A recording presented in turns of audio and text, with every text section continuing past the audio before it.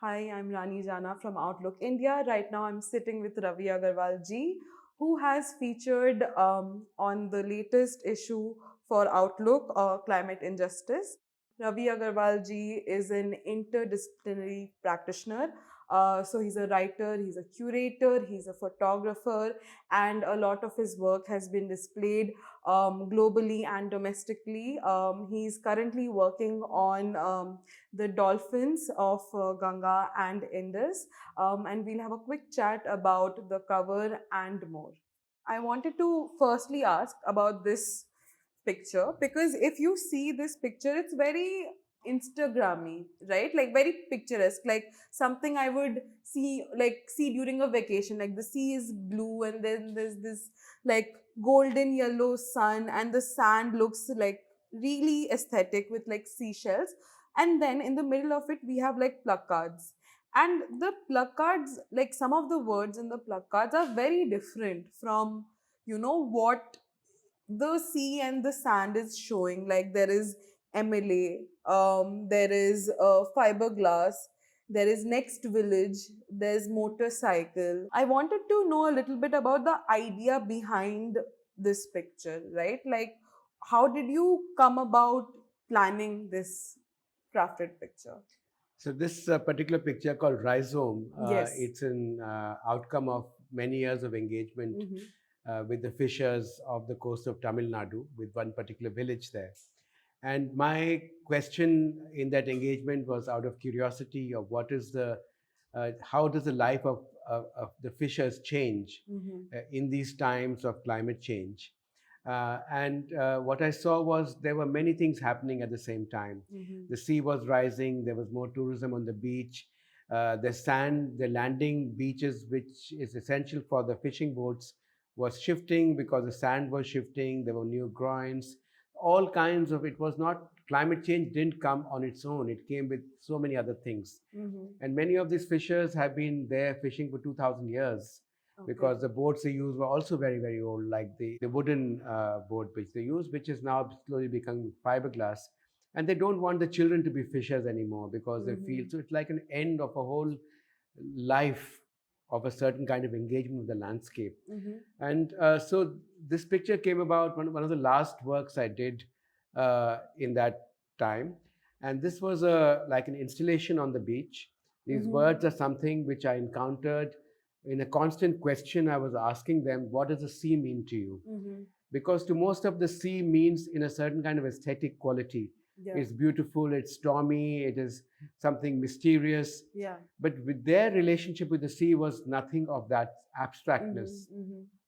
Very material, very immediate, very here and now. Mm-hmm. So these words were the words which I wrote in my diary of their responses. Okay. And these became the words in which I'm counterposing the question of a lived nature to an abstract nature. Mm-hmm. And you pointed out that it's a beautiful, yes, the sea is beautiful. That's how we would like to see it. Yeah. But that's not how they see it. Mm-hmm. And I'm very interested in how we relate how the idea of nature comes about, how it becomes abstracted into an aesthetic, to the lived idea of an engagement where nature is not mentioned as a separate word, Mm-hmm. but is part of an everyday life.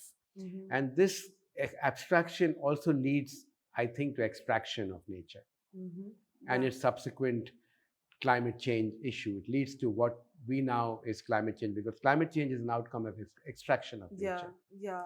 So I wanted to ask about the medium of this photograph. So how did you like what was the medium and mode, and how did you click this picture? And yeah, so like we have so many cameras in front of us. So like could you tell us a little bit about the So medium? my prime medium is the photograph, Mm-hmm. and I started photographing when I was 12 years old. So these cameras, some of them are 40, 45 years old. I've done a lot of work with these cameras. I still use them. I use now also digital cameras. Mm-hmm. But you see, the thing about having any medium, whether it's photography, painting, sculpture, or performance, anything you might want to call, is to know the medium Mm-hmm. and then to work with it. And then once you know it, you experiment with it. So every medium takes a lot of time to get to know, because uh, you have to know yourself through the medium. The medium is not away from you, Yeah. but it's how you know the medium is also how the medium teaches you about yourself and your own I. So I think it's a complex relationship, but I believe that you have to stay with it to be the best at what you can do. So the photograph, the camera, the photograph, the lens has been my prime medium. I now experiment with it in many ways. This is a photograph of an installation, but it is not a documentary photograph. But a lot of the work is also documentary photograph, also installations which have conceived, like Lunar Tide and other works in that work. But I think that, in a sense, any medium has to serve both what you want to say, because I work with ideas, but also you must be able to use the medium for the purpose you want to use it for, and that takes time. Yeah. To when the medium becomes part of you. Yeah. So now I think of the photograph uh, automatically, in a sense. The oppression that is towards nature is quite abstract, right? Because people think it's different from human beings being oppressed. In the sense, oppression towards human beings you can see directly, right? Like you can see people fighting, you can see people's emotions, it is tangible. But the oppression that is towards environment, like we are only seeing aftermath, like almost like years later, right? So how did you get interested in environmental injustice? Well, how I got interested was because I used to do bird watchings when I was a child, and Okay. I used to walk the forest, and if somebody hurt a tree, it used to really hurt me. And my Oh. first campaign was about the Delhi Ridge Forest, in 1993, 94. And because it really used to pain me if somebody used to cut it, it still does. I get angry about it. So it's something which I don't know why I feel angry, that if you hurt something like that, then I want to stop it, in a sense. And that made the activist out of me. But in a sense, that why we don't see these things is because of our histories of oppression. Uh, we don't see it because we've taught ourselves not to see. Because it's not like people who have that, there's violence on the ground which has not existed for the last hundreds of years. It's just that we've chosen not to see it because the dominant narratives have taken over, that we have learned not to see. And I think when you start learning to see, you see that very clearly, in a sense. And look at the violence, look at how we've become so strongly human. We believe that we are the most intelligent species on the planet, Yeah. but we haven't been there long enough. The dinosaurs was there longer. Yeah. The dinosaurs was there for almost 65 million years. We've been hardly there for 100,000 years or less, in a sense. So what is the claim to this planet which we have? And if you look at us genetically, our genes are commingled with so many other genetic stock, Yeah. from so many other bacteria and animals and all that. So the claim to exclusion is also not true. So these are wrong claims we've made about how we've imagined ourselves as separate. But even new science tells you that we are not that separate. We are Yeah. part of the same kind of gene pool, in a sense. And our evolution is not guaranteed, and that our futures are not guaranteed, Yeah. in a sense. So, of course, now when we have a crisis of climate change, then what I call the condition, because the condition existed long before the crisis appeared, the crisis of condition has made us to a point where we are saying, okay, now in the sixth extinction, now with the climate change, now what are we going to do? Yeah. And again, my question is, can we do something without learning from what needs to be done? And we can only learn from people who have lived in the landscapes. Yeah. The fishers can tell you more about the futures, For how sure. to be less destructive, how to live with nature, than let's say a machine can tell you, the technology can tell you. So I believe that we have a lot of answers which are there uh, in these lives, in these relationships which are existing, which have not completely disappeared, Yeah. and we need to learn from them. And I think a future will depend on our learning, and that's why I keep going back. I went to the fishers to learn from them, and I learned a lot. Yeah. I learned how to listen, for first reason.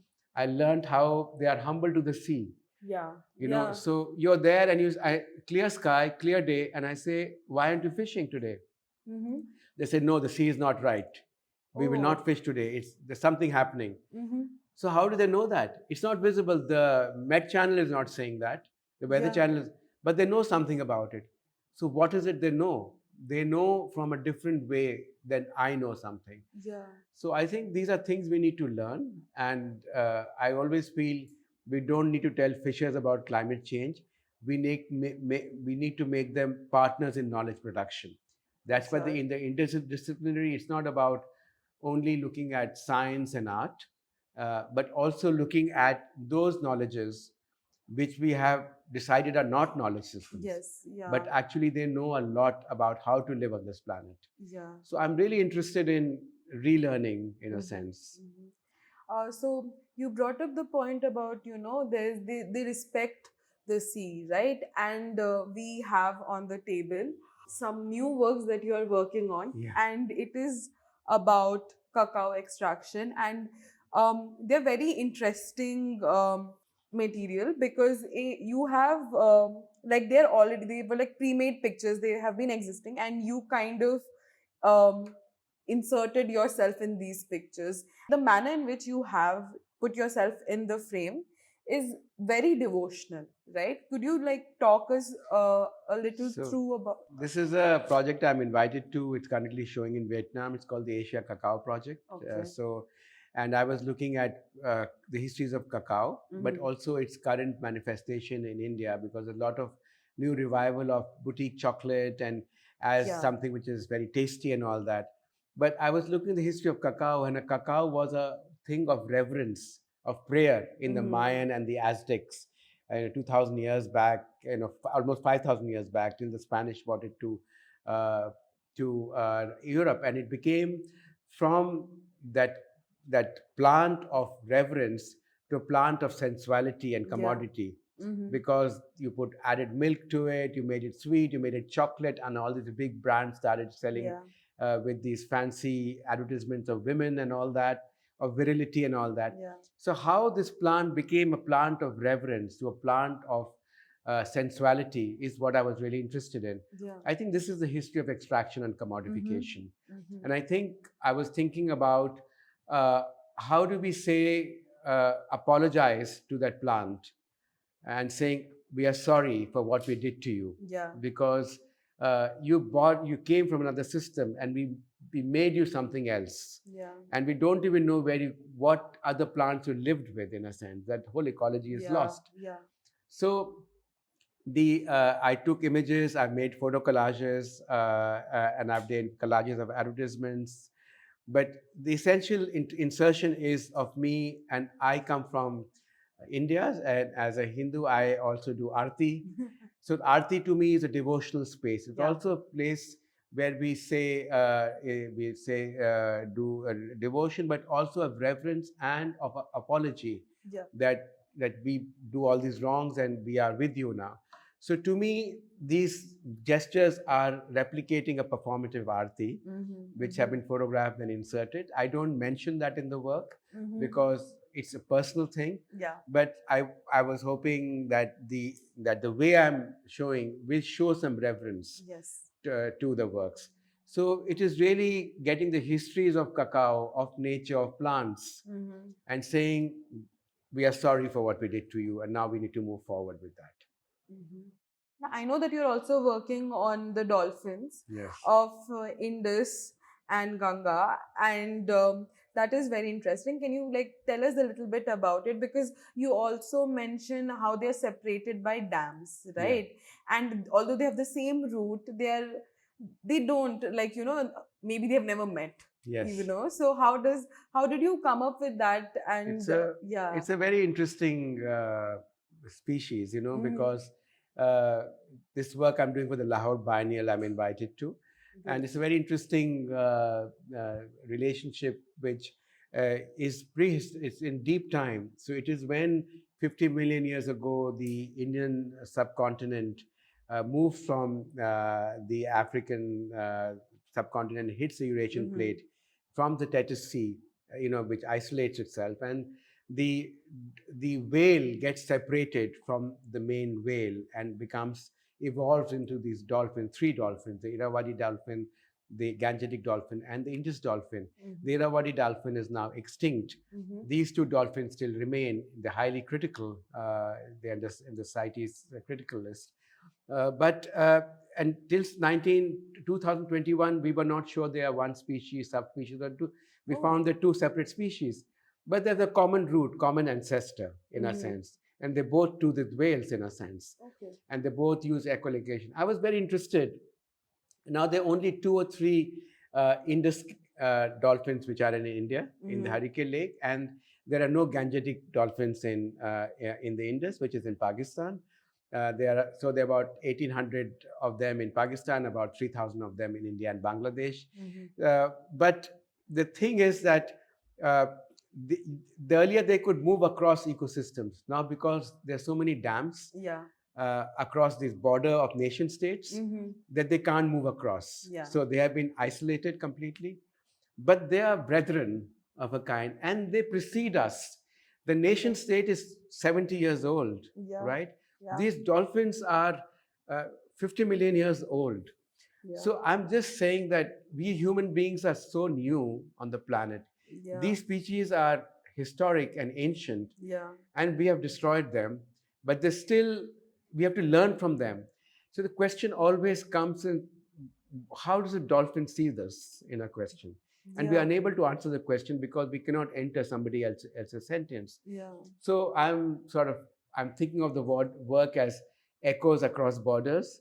Uh, it is it is a not the classical work about borders, but it's about talking about the more than human, which have been Mm-hmm. separated by man-made borders in a Yeah. sense. Yeah. And I really think there could be a time in the future where we may not survive the planet if the temperature goes to, 5 degrees more in the next coming years. The human being cannot adapt. At least the Mm-hmm. current human being cannot adapt. Absolutely. But these species will remain. You see? A lot of species have also gone extinct or are going extinct, like you did a work, like one of your works was called Extinct, and it was on vultures in Delhi and nearby areas where you started realizing that vultures are almost about to go extinct. So how did you come about with that project, and like how did you realize first that okay, this is happening, like Yeah. yeah. So, I was a bird watcher, so as to Oh photograph yes, yeah, birds, yeah, so yeah. I've photographed scores of vultures in Delhi in the Mm-hmm. 80s. Okay. They were everywhere. They all the rage. You could see nesting vultures. If you go out in this afternoon, you'll see Yeah. them circling in the sky. Yes. Now Yeah. they don't exist because in the last 25 years, a South Asian vulture has gone across all three species from 10 million to almost a 95% extinction. Mm-hmm. And what they found out after years of research was because of one pill, one painkiller, which was given to animals. Oh. And when the animals, it had stayed in the body when the animals died, Mm-hmm. and the vultures ate the carcass, it Yeah. destroyed the kidney. Oh. So, in Toxics Link, we do a lot of work on chemicals. I'm interested in Yes. how chemicals affect human health. Mm-hmm. So everything came together. To me, the question was, how does a species which is mentioned in the Ramayana, the Garud is the vulture, right? Yeah. And in Cleopatra's crown, you see the vulture. How does a species like that, which has survived all this time, in 20 years becomes almost close to extinction? Yes. Because of Yes. one chemical which is introduced, because we Yeah. don't test enough for chemical effects. We don't. Yeah. To me, it's a classic story of what you call the human centric approach. Mm-hmm. Yeah. And so to me, it's really painful because, there's a very well known scholar in Australia who's written on the vultures, Mm-hmm. anthropologist, and he writes about how when you remove the vulture, and I've seen that in my own eyes when I visited many villages in Rajasthan, remove the vulture from the ecosystem when it disappears, there's so many networks of relationships which the villagers have to the vulture start Mm-hmm. breaking down. So it is, it's a very fascinating bird because it is like the which keeps everything clean, Mm-hmm. but it feeds on the dead, but it's completely clean itself. It's not a dirty bird at all. but it scavenges. It's nature's scavenger. But also it has it's one of the species nests in villages, and the relationship whole ecosystems around the vulture in that space. So when we remove a species, the question was, what does extinction mean? When you Yeah. remove something, when something goes away, then how do we know it? Yeah. How does the absence of it appear? It's like when you lose somebody from your family, one is the immediate loss, but over time the absence is present in the deeper loss of everything which the person meant to you in your life, right? Yeah. Similarly, when we make, and we are making so many animals and beings extinct, we Mm-hmm. don't, the bigger ones we can see, the smaller ones we don't We see. can't. There's a whole question of honeybees now, what's happening Yes. honeybees and Yeah. pesticides and pollination. But there's so many others which are smaller, unseeable, which are constantly being extinct. Mm-hmm. Of course, extinction is part of nature's evolution. It Mm-hmm. happens. But these are not nature's extinctions. Yeah. Nature's extinctions happen because people, the animals and the beings evolve differently. But here, this is violent extinction. Mm-hmm. And when you violently extinct, there is no place for new world makings. Yeah. So I think this is what you just said. The completely, we're living in the anthropos, the Anthropocene, Yeah. where we need to decenter ourselves in our minds and be more humble about it. Thank you so much, Raviji, for speaking to us. We have spoken about his body of work, past and present, and what is coming up. We also discussed wildlife marginalization, colonialism, and most importantly, how the need to decenter human beings from the discourse of ecology and environment to properly understand what is climate injustice and how we can adapt new ways, especially if we go back to looking at how indigenous people lived, how fishermen have this kind of respect